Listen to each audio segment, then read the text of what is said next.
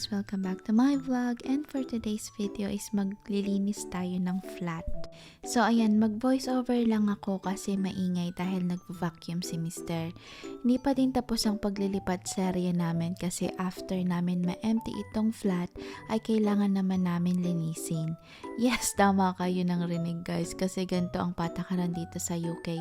Kailangan linisin lahat ng kasingit-singitan ng bahay bago namin isurrender ang susi. Dahil datapot, pag hindi namin ito ginawa, hindi maibabalik sa amin yung deposit dito sa apartment. So, bali, flat pala ang tawag dito sa UK ng mga apartment, guys. So, ito na nga, kailangan namin itong linisin kasi pag iniwan namin itong madumi, ay hindi ibabalik sa amin ng deposit. Diba nabanggit ko naman sa inyo sa huli kong video, is pag mag-upa kayo dito sa UK is meron din deposit. So, ito yung gagamitin ng landlord in case na may nasira and need i-repair. Or, iniwan namin ito na sobrang dumi and yun yung gagamitin niya na pera para ipalinis ito or, i-renovate and everything. And ayun, thankfully naman talaga, wala naman kaming nasira. Kaya paglilinis lang talaga ang kailangan namin gawin. And ayan, dito nga ako nakatoka sa kitchen dahil sobrang daming linisin dito. Especially itong oven. As much as possible is kailangan kong pakintabin, tanggalin ng mga grease. Kaya gumamit talaga ako ng matapang na chemical para sure. Naubo-ubo pa nga ako dyan guys. And also, kailangan ko din linisin lahat ng cupboard na ito. Which is ang hirap pala as in. Especially itong mga labas kasi kailangan talagang maputing-maputi. Ako pa naman isimula nung nag-work ako sa kitchen and once a month is meron kaming deep clean as in todo-todo ang paglilinis. Kaya parang kahit maliit na spot ng dumi is kailangan ko talagang linisin. Hindi ako makakali pag nakikita kong may maliit na stain ba. Ang papala namin dito is 750 pounds or 52,978 sa pesos, which is isa na ito sa pinakamura na apartment dito kasi yung iba is parang nasa 900 pounds na ang 2-bedroom flat kagaya nitong sa amin. Kaya sulit na sulit talaga ang pagstay namin dito. Dati siyang 675 pounds last year. And then nung nag-renew kami ng contract for another year is tumaas siya ng 750. And then yun pa pala yung isi-share ko sa inyo guys. Yung pag-upa din dito is per contract. Ang short term yata is 3 to 6 months and then ang long term is 1 year. Meron din naman yung running monthly. Ang pag-rent nyo walang contract kaya pwede din kayong umalis anytime. And then ang pros naman ng may kontrata is fix yung rent nyo monthly. Hindi nila yun pwedeng itaas hanggat hindi pa na-expired yung contract nyo. So hindi kayo mag-aalala na tataas ang upa nyo sa flat. And ang cons naman ay for example, may emergency kayo and need nyong lumipat. For example, 1 year yung contract nyo and after 6 months is nag-decide kayo na lilipat, is need nyo pa rin bayaran yung natitirang another 6 months kasi nga nakakontract kayo. And then, ang pros naman sa walang contract, gaya nga ng sabi ko kanina, pwede kayong umalis anytime nang walang babayaran na excess months. Pero ang cons naman is pwede nilang itaas ang renta nyo anytime. So, for example, ang rent nyo this month is 300 and then next month pwede nila yung itaas ng 500. O diba, malaking shock yun if ever. So, ayun, based naman yan sa karamihan and experience ko as a tenant here in UK. Hindi lang sa rent nagtatapos ang lahat. Merong council tax. So, ang council tax is yung tax na binabayaran namin sa town. Yun, sa town mismo. So, for example, nakatira kami sa Quezon City. Nakatira kami sa Quezon City. So, may tax kami na binabayaran monthly. So, dito, nagkakahalaga yun ng i-convert ko na sa pesos ha, para mas magets nyo. So, yun, nagkakahalaga yung tax na yun ng 11,200 pesos. para yan sa mga repair and maintenance ng town ko. So, kunwari, nasira yung road, ganyan. Nasira ang road. So, yun, i-repair nila. So, doon sila kukuha ng budget.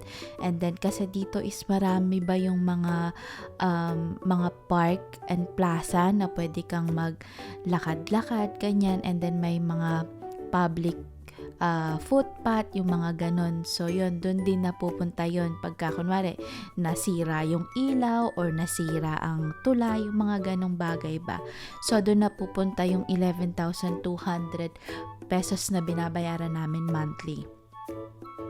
And then, di ba? Sabi ko sa inyo, lahat ay may tax. Another tax is yung car tax. So, pag may sasakyan kami dito sa UK, magbabayad din kami nun, which cost 1,000 pesos. Yes. Iba pa din ang car insurance kasi dito hindi ka pwedeng mag-drive pag wala kang car insurance. Bali, 2,700 siya per month.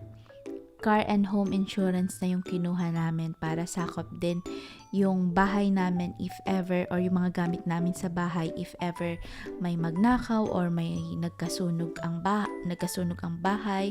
So yun. So lahat ng ito is yung every month bill namin. So, pwede ba dyan yung mga tax na kinakalta sa amin sa work? So, yun, may tax din yun, guys. Pero yun, i-discuss ko yun sa future vlogs ko kasi medyo mahaba-habang discussion yun pagka tinapik pa natin for today's video. So, ayan, ano pa ba? Ayun, water naman namin is 3,100. And then, gas and electric naman is 10,500. Oh my God, diba? Napakamahal, guys. And then, wifi naman, ang binabayaran namin per month is 1,500. So, lahat talaga, 1,000 pesos. Diyos mio, marimar. So, yun, hindi pa din dyan natatapos, guys. May bayad din dito pag manonood ka ng mga balitang UK.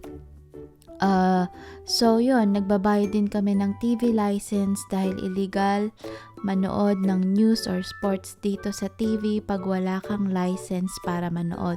So yun, for example, gusto mong manood ng live katulad sa atin, 'di ba? May TV Patrol, may ano ba yung isa, 24 oras. Pag gusto mong panoorin yun ng live, sa TV, kailangan mo ng TV license kasi pagka nadedetect kasi nila yon pagka once na nood ka and wala kang TV license sa bahay mo, ay sa ilang araw lang papadalan ka na ng sulat na sabi, we are ganon dito, guys. So lahat talaga may bayad. And then, yun, pero wala namang ano yun, di ba sabi, TV license pero walang ID, ha? Yun, parang subscription lang din. And then, ayun, ang bayad namin doon is 2,200. And then, iba pa rin yung mga iba naming subscription like Amazon, Disney, tapos yung Game Pass namin is nasa 2,400 pesos. Kaya kung susumahin lahat ng to is nasa 87,000 pesos. So yun, wala pa dyan ang food and other expenses namin. Yan lang yung talagang fix na hindi namin maiiwasan na bayaran per month. Kaya yun, sa mga taong naakala is, alam mo yung pag nandito sa abroad is sobra-sobra na ang pera, pero ang reality is sobra-sobra ang bayarin, guys. Kaya yun, kailangan talagang kumayod ng bonggang-bongga. So alam nyo na, guys, ang reality ng buhay dito sa UK, hindi madali pero lalaban at lalaban tayo. Yan, Pinay Powers, char! So, ayan, mabalik tayo sa paglilinis. So, itong ginagamit ko na sponge is talaga namang sobra. Parang napaka-life-saving niya para sa akin. Kasi talagang tanggal na tanggal ang mga dumi. Lalo na nakikita nyo dito sa mga puti na to. Yan, no? Gagamitin mo isang ganyan is sobra talagang nakakalinis siya. Iba yung bumabalik yung tunay na kulay niya sa paglilinis. Nabili ko to sa may Amazon, in-order ko lang online. So parang ang halaga niya is kulang 5 pound yung isang pack na ganun, parang 12 pieces yata ang laman. Sulit na sulit naman talaga sa paggamit. Is talagang nakakaputi siya ng mga kung anik-anik. So, ayan guys, tapos na namin ilinisin ang flat. And this is the final bit. And then, ayan, yan na yung mga gamit namin, mga basura. And then, yung gamit namin dyan. And then, I'm gonna give you a quick tour sa aming progress. So, ayan. Ito na ang itsura niya. So, pagpasok nyo, ayan. And then, ito, ang cupboard. So, wala na talaga siyang laman. So, yan. And then, dito tayo sa my music room. So, yan. Empty na din siya. Yan na siya. Hindi lang gano'ng maganda ang ilaw. Ang lightning. Kaya mukha pa rin siyang messy. But, it's all good now. So, ayan. Oops. Ang aming tuwalya dyan. So, yan. And then, ito ang aking kitchen. Ako din ang naglinis nito. Ako ang nagdumi. Ako ang naglinis. So, ayan. Oh, diba? Kamusta naman yan? Ang ganda ng pagkakalinis ko. Parang bagong kitchen ulit, diba? So, ayan. Nilinis ko rin ang fridge. Tingnan nyo. Malinis na malinis siya. Ayan. And then, ang washing machine, nilinis ko rin yan. So, ayan. Ang mga cupboard, nilinis ko rin.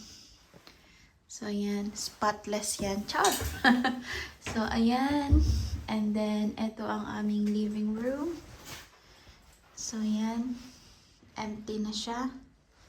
Si David, pinlasteran lang yung mga yung mga butas dyan. But, yan. Pipinturahan na lang nila yan. Siyempre, may wear and tear din naman pagka sa katagalan, di ba? Yan, mga dust pero hindi na namin talaga lilinisin yan. Kasi masyado nang marami. And then, ito naman ang bathroom. So, ayan. Si Mr. ang naglinis niyan. Yan. So, yan. So, ayan guys. Ready for bed na ako.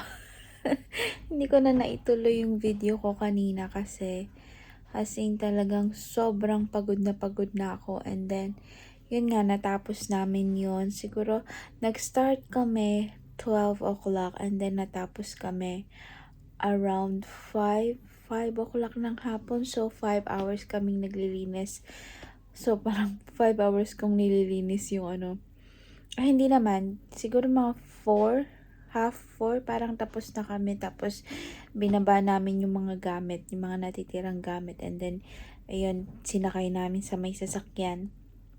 And then, yun, 4 hours ako naglilinis. And then, 1 hour ang biyahe para makarating dito sa bago naming nilipatan. And then,